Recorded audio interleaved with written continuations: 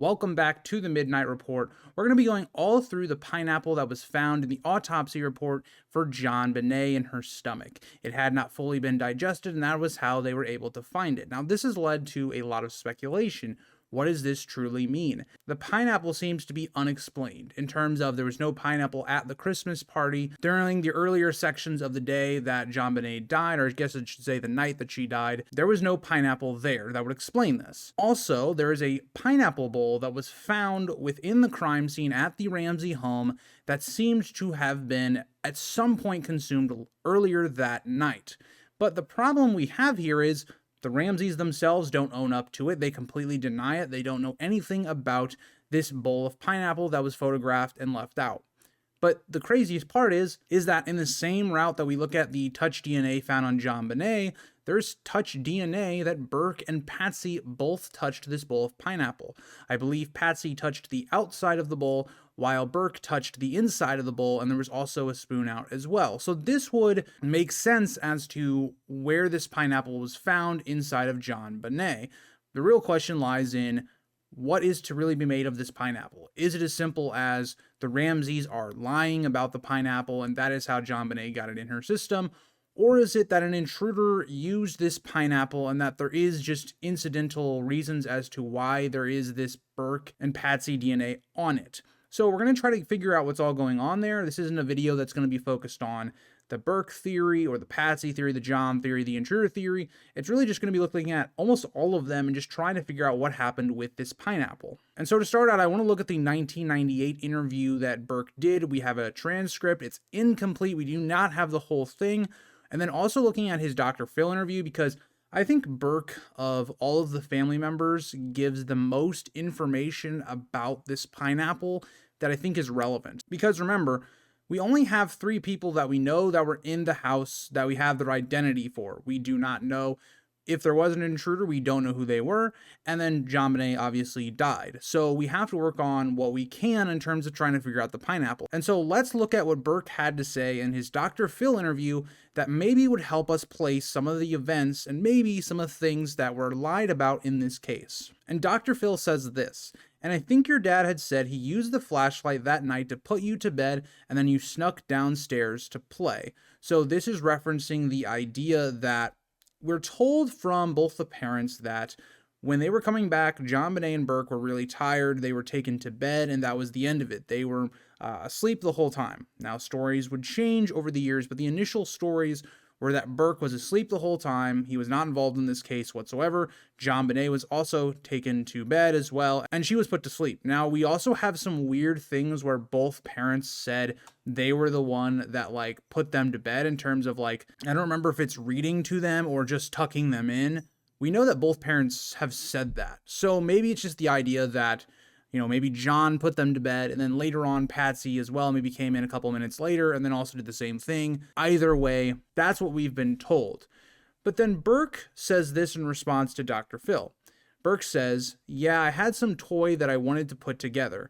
I remember being downstairs after everyone was kinda in bed and wanting to get this thing out." That is really important. So Burke right away gives himself an implication that he was downstairs where nobody else could verify his movements and what time this was, and also that he was up later than everyone else. The parents were also in bed, according to Burke, in this moment. Now, like I talked about in my reaction to the interview on Crime Junkie with John just straight up just kind of denies this, says Burke is misremembering, and doesn't acknowledge this at all. Even when the host Ashley tried to push on this, well, if Burke knows something that you don't know, he was downstairs alone, presumably, for a good amount of time. Maybe he saw something, heard something, whatever. John never questioned this. Do you think he might still know something that he No. doesn't even know he knows? No. Burke's a very solid person. That is right away really interesting because it contradicts the story we're told by the parents right away. The parents' initial story to the police was the idea that Burke had no involvement in this whatsoever. He had nothing. He was asleep the entire time. From the moment they basically got home to the moment that he was taken away and out of the house, he was asleep. That is not at all what we've been told in this case based off of a lot of the things that Burke has said. Burke has contradicted his parents' story a lot. Now, again, I don't want you guys to just take this as, oh, I'm instantly trying to say the Ramseys are guilty of anything. But I am kind of suggesting that the Ramseys, at the very least, are lying about the whereabouts of Burke during the night. Or at least they are ignorant, but they're not willing to look into it at all. Because this right away tells you there's something else going on. The next thing I want to point out is that Burke, in his interviews, has said that the morning that JonBenét was killed, which again, he didn't know at that point, at least from what we're told, is that he didn't know that she was, killed. But he was woken up 2 different points. One, when his mother came into his room, kind of looking for JonBenét, freaking out about her, all this stuff. And then also when we have the police officer with the flashlight came into his room, kind of just looking around. We're told from Burke that he was awake in both instances. This, again, would go against what the Ramseys said. The Ramseys said that Burke was asleep. He was not. So we have 3 indications here that everything we're being told about Burke being completely asleep and just not part of this case at all is kind of proven verifiably false by testament from Burke himself. So what does that paint right away? It paints an inconsistency in the timeline. And now an inconsistency in the timeline doesn't necessarily mean that the Ramseys were involved in any way. And I do also want to give both sides of this, because if we're looking at the idea of, if you're the Ramseys, why would you lie about the possibility of Burke being out of bed? What is the reason for that? So let's think about this right away. When you have that morning and the Ramseys are giving their initial statements, you have to think about it from this point of view. Even if Patsy and John knew that Burke and JonBenét had pineapple that night, and even if they're completely innocent, which they are as of right now, and there was nothing going on, it was a completely innocent thing, the idea behind why you might lie is the idea that, one, they didn't know that JonBenét was going to come back in her autopsy with having undigested pineapple in her system. They're not doctors. They probably wouldn't think about that in their initial statements. So, for one, they probably didn't even think about that in terms of factoring in the pineapple. The second part of it is, if you do say that the pineapple was because of Burke and him having a late night snack, or him going downstairs alone and then maybe you catch him out of bed or whatever, the problem that you open the door to is you open the door to, okay, Burke was now awake in a time frame in which JonBenét could have been killed. Also opens the door even further to Burke, because he's now awake in this timeline where he's not with his parents, and there could have been something else going on. Whether it happened or not, it pushes the envelope for the idea that Burke could be an actual suspect in this case. So that is exactly, in my opinion, why you might just simply say, oh yeah, Burke was in bed. Because in the Ramseys' minds, you can't disprove that in terms of that morning. If you're thinking about it from the parents' point of view, there's no way you're going to think about the idea that, oh, shoot, they're going to come back with JonBenét's going to have pineapple that's undigested in her system. Now, do they even know that JonBenét had pineapple? Like, could they have just caught Burke out of bed? They didn't even know about the pineapple situation. That's also possible as well. So there's a lot of reasons as to why, if you're the Ramseys, you would lie about the pineapple situation. And the other part of it is, okay, well now once the autopsy comes back and the pineapple is found, you can't just all of a sudden change your story. You can't go from the idea of, oh, Burke was asleep the whole time, to completely changing it. Now, we do know the Ramseys do change their stories, but they don't change it like that foundationally. The idea that, like, they initially say Burke was in bed, and now there's this whole new timeline of, like, getting a snack and all this kind of stuff. You just can't change it. So I think there's 2 reasons right away, if you're looking at it from the idea of, like, an intruder, that you wouldn't want to necessarily tell the truth about Burke and his whereabouts that night. So that is me coming at it from the point of view that Burke had nothing to do with this case. He was just in a position that would have opened the door for more criticism and him being possibly a suspect in the case, more so than he already is. So that's one side of this. Now, let's go to the second side of this, in the idea of Burke might have been a bit more involved than he's leading on, and also just providing more, I think, details and evidence to suggest the idea that Burke knew about the pineapple and knew that there was something he shouldn't be talking about with it. So we're going to point back into the 1998 interview on the pineapple, just going through simple questions as to what was the favorite snacks of both him and JonBenét's, even of the parents, and also the idea of him looking at the photograph of the pineapple in the bowl that was taken for evidence, and what Burke says to that. So let's start here with Burke and the idea of getting snacks before bed and his favorite snacks. So I'll have it up on screen so you'll know who's talking, but this is what was asked and responded to. Now, when you go to bed at night, what was your normal routine? Would you get a snack before you went to bed? Would you play for a while? Burke says, I'd usually get ready for bed and then play for a little bit and then might get a snack. Not usually. I do want to point out right away, it's really interesting because saying the words for instance, is not something that's uncommon. Especially when I was first learning how to talk on camera, I would say a lot, and I still have things that I say like the word like, for instance. That is just something that really annoys me that's in my speech. The same could be here for Burke, especially as a child. He would have been very young at this point. But I do want to point to the idea that whenever he's asked something that would maybe implicate something in the case, so the idea of would Burke get a snack at late at night, he kind of goes to buy himself time, it feels like, or at least for there to be something suspicious. But he does say he might get a snack, but not usually. They then ask Burke around the idea of what kind of snack would he get. Now, Burke just says pudding, but they respond with, was that your favorite snack? Now, keep this in mind. Was that your favorite snack? And Burke says pudding and yogurt. They then ask, is there anything else like cookies and candy, cereal and fruit and things like that? Burke then responds with, yeah, she would suggest like fruit, for instance. So then they follow up, okay, well, what kind of fruits did you typically have at home? Now, this is where it gets really interesting because Burke seems to kind of sway against this question. He doesn't seem to answer it normally. Like, for instance, I don't eat a ton of fruit for a snack late at night or anything, but if somebody asked me, well, what kind of fruit would you maybe snack on if you were going to, or what was in your house if you wanted to? I would go to things like, well, bananas, apples, maybe grapes. Those would be my favorites. Burke doesn't really respond to this. He says, I wouldn't have fruit. And they ask, you wouldn't? Burke then takes a second and then responds like, pineapple, maybe. So you see here how it takes a second question to get that there. That it seems like Burke didn't want to admit that, but he does. They then ask, do you like that? Burke says yes. And then they follow up with, is that your favorite fruit? And Burke says, probably. So it's interesting that we go from right away, Burke wouldn't have fruit, but then all of a sudden pineapple is his favorite fruit. That's really interesting as it's going to get even further. So they then ask a question about apples, and then they ask, what else would she do fruit-wise? And Burke says that's all I know of, which is really interesting. So the only things that have been brought up are pineapple and apples being cut up.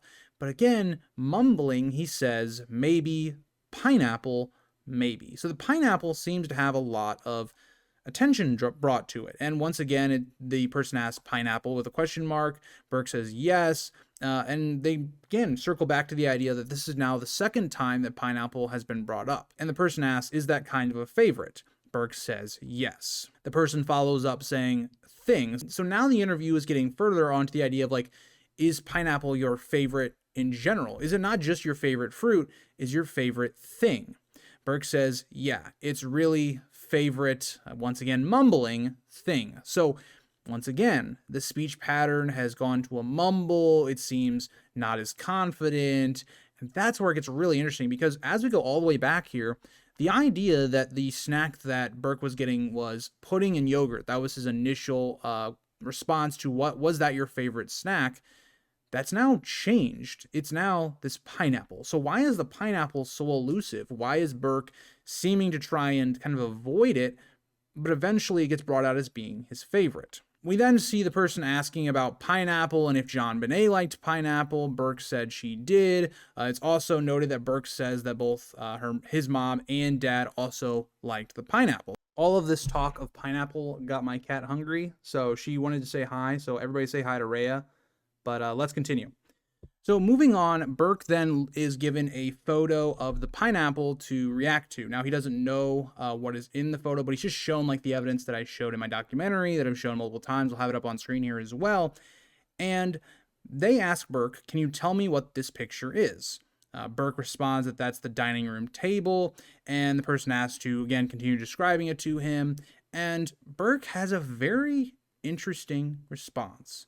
It seems at first he's going to answer this completely, But then something happens. It's almost like something clicks in his head as to what he's seeing.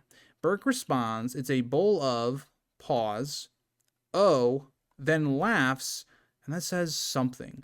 What kid would seem like they instantly know of something, realize this probably isn't something that they should say, pauses, laughs, and then doesn't actually say what it is? Burke then tries to say that this is a glass with a tea bag in it, which doesn't really make much sense. The person then says, does that look like cereal inside there? So again, they don't even say that that's pineapple. Burke says no. They try to follow this up, but Burke says it looks like a little big one piece right there for cereal. And then Burke is the person that brings up that maybe like fruit, but there wouldn't be a spoon in it, so I don't know. So we see Burke is very much walking around the idea of admitting that this is actually pineapple and this is his favorite snack. He admits to that being his favorite snack. He seems very suspicious about this. So when we look at the idea that Burke seems to have some recollection of what it actually is, and he knows that that's suspicious to say, if you're a kid and you have no involvement in this case at all, you were asleep the whole time, and you look at this photo they're showing you, and it's your favorite snack, you would go, oh yeah, that's pineapple. That's my favorite snack. JonBenét liked it. What is the reasoning for why you would seem to be dancing around it, especially admitting your favorite snack is pineapple? And you can look at this in two different ways. The first way is that Burke knows that the pineapple is part of the case, and so admitting anything alongside of it would maybe implicate himself or something along those lines. So you just don't want to really admit to it. I think the more likely idea is that Burke knows something about this pineapple. It had some importance in this case, and he knows that. And again, that doesn't mean that the Ramseys are guilty, but it shows that there is some sort of cover-up going on. Because the idea that, and when I say cover-up, I don't mean in terms of covering up if they did this crime or not. And again, you guys know I lean towards the Ramseys being involved. But in terms of just, if you're looking at it from a neutral perspective of, not being intruder, not being on the Ramseys did it, just the idea of there is obviously a lie that is being covered up. And if that lie is to protect Burke in terms of not making him a suspect, whether he's innocent, guilty, whatever you want to lean to, there is obviously something here. Just look at the evidence. The evidence points to JonBenét had pineapple in her system. We have evidence to say that Burke was out of bed when his parents were not. He says that, admits to it. And we have forensic evidence that places both Patsy and Burke with touch DNA on the bowl of pineapple. Everything adds to this idea that there's something the Ramseys are not suggesting or telling us that would implicate Burke having a chance or a possibility to be in the time frame of at least hitting JonBenét on the head, causing the brain damage and all of that. Whether that's true, whether that's false, it puts Burke in a situation where we have to start questioning it now. Now the Ramseys can't simply just say, everybody went to bed and that was the end of it. They have to tell exactly what was going on. When you add that to things like there seemed to have been a bedwetting going on that night, especially with some of the things found in the bathroom, especially with some of the fibers and the way that JonBenét's body was found, it starts opening that door. And that's why the pineapple part of this case has always been so important to me, because it signals a point in the Ramsey story that can be verifiably looked at and going, this is a lie. It's just, what is the lie for? That's the biggest question with the pineapple. Is it a lie for covering up everything? Is it a lie for just covering for Burke in terms of not making him a suspect and helping him stay out of the case? That's the biggest part of this, because the Ramseys can never admit to this. The Ramseys cannot admit that Burke was up at some point or anything like that, even if there is no involvement by Burke or the family members in JonBenét's death. They cannot admit that. Because if they do, it proves that they lied. It completely destroys their credibility, which their credibility is already kind of shot anyway because they've lied multiple points in the case, changing their story. But this one would be even worse. It would completely shatter any believability of their story, and it would place a ton of pressure on Burke. And as we've seen through all of the interviews, especially John, the main factor has always been keeping Burke out of the light of really the press, of the public opinion against him, and keeping him out of it and trying to protect him. So Let me know what you guys think about the pineapple. If there's anything I specifically missed, let me know down in the comments. I specifically would love if you guys have any more thoughts, because I will be doing the Burke theory at some point. I think I'm going to do it last, as it is the one that I believe is the most likely based on probability. It is my opinion. We're going to be doing Patsy next, but I've just been kind of thinking about this topic so much as we've been going through the other theories, because one thing that really doesn't fit well into both the intruder theory or the John Ramsey theory is the pineapple section of it, because it seems to implicate some of the other family members. But let me know what you guys think, and feel free to leave your comments down below. Please try to be respectful with each other, with me, and let's have some rational conversation. So thank you guys all for watching. I'll see you guys all in the next one. Bye, guys.